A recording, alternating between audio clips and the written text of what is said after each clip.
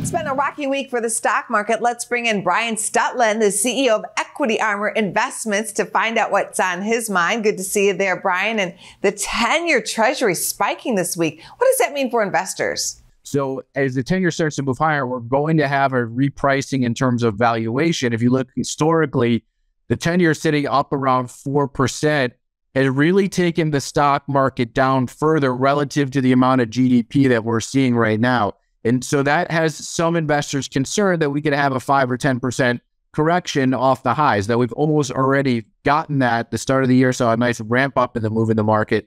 And the pullback is probably warranted given where yields are at.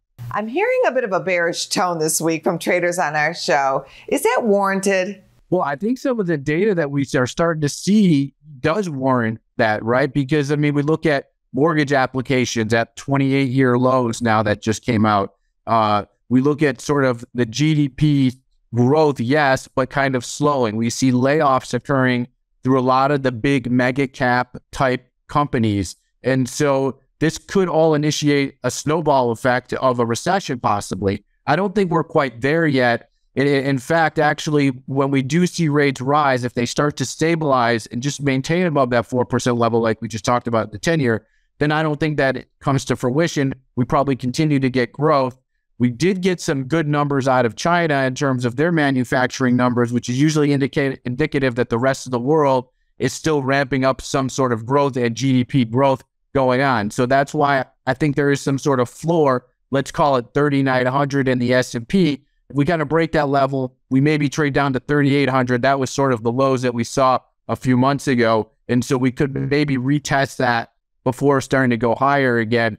But certain sectors of this economy and the market do point to somewhat positive, even though people are getting a little bit more fearful. What are some places for investors to maybe put some money to work? Yeah, I think that's a great question. I think when we look at it, I think there's really two areas that look really interesting and kind of unique from the rest of the market. Number one, if you look at the semiconductor sector, names like NVIDIA that we own for clients, names like AMD that we also own for clients, the semiconductor sector is really, with all this artificial intelligence, kind of taken off. And if you look at the charts, technically, SMH, for example, which tracks that in ETF, it's looked like it's kind of formed this typical, head and shoulders bottom and is ready to move higher. A First Solar, Owens Corning, a couple of those names have really looked like they can move significantly higher in the mid-2022 when certain bills were passed to give tax credits towards solar power, whenever. Those are some unique names that have really benefited from that. I think it continues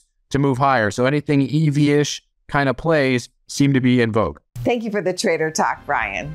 Thank you. Go to businessfirstam.com for where to see our show on TV.